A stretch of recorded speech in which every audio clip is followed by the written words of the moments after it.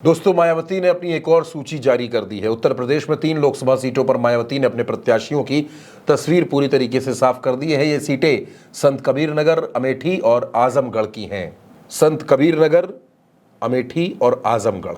इसमें आजमगढ़ का नाम बेहद दिलचस्प है। वो इसलिए क्योंकि आजमगढ़ में मायावती ने पहले भीम राजभर को टिकट दिया था, लेकिन भीम राजभर का टिकट उन्होंने सलेमपुर शिफ्ट किया और जैसी आशंका थी, जैसा अनुमान था और जैसा उल्टा चश्मा यूसी ने आपको पहले ही बता दिया था, मायावती ने आजमगढ़ की सीट पर मुस्लिम प्रत्याशी को टिकट दिया है। दोस्तों, मायावती ने आजमगढ़ में सबीहा अंसारी को टिकट दिया है।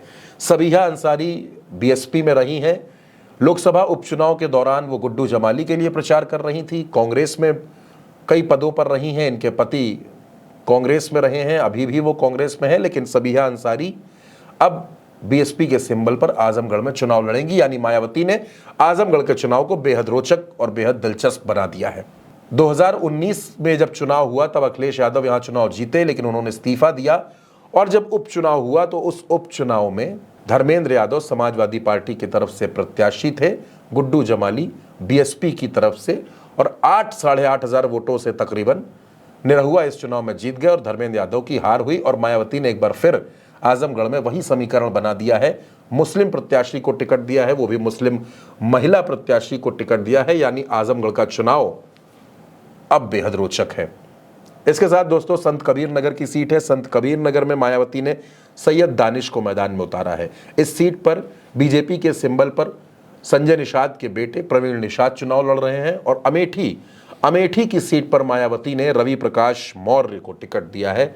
बीजेपी की तरफ से अमेठी में स्मृति ईरानी है। कांग्रेस की तरफ से तस्वीर अभी तक साफ नहीं है, लेकिन मायावती ने अमेठी और आजमगढ़ दोनों ही सीटों पर लोगों को चौंका दिया है, क्योंकि दोस्तों अमेठी की भी जो सीट है वहां पर मौर्य वोटर्स ठीक ठाक संख्या में हैं और मायावती ने मौर्य प्रत्याशी उतारकर वहां लड़ाई को त्रिकोणीय बनाने की कोशिश की है। अब गुड्डू जमाली जो आजमगढ़ में सपा में आ गए, एमएलसी बन गए, वो आजमगढ़ में कितना फायदा धर्मेंद्र यादव को पहुंचाएंगे, क्योंकि वहां मुस्लिम प्रत्याशी है। संत कबीर नगर में मायावती ने मुस्लिम प्रत्याशी दिया है और अमेठी में मौर्य प्रत्याशी। यानी कि मायावती एक एक जाति समीकरण को ध्यान में रखते हुए प्रत्याशी उतार रही हैं। आजमगढ़ की सीट को मायावती ने फंसा दिया है।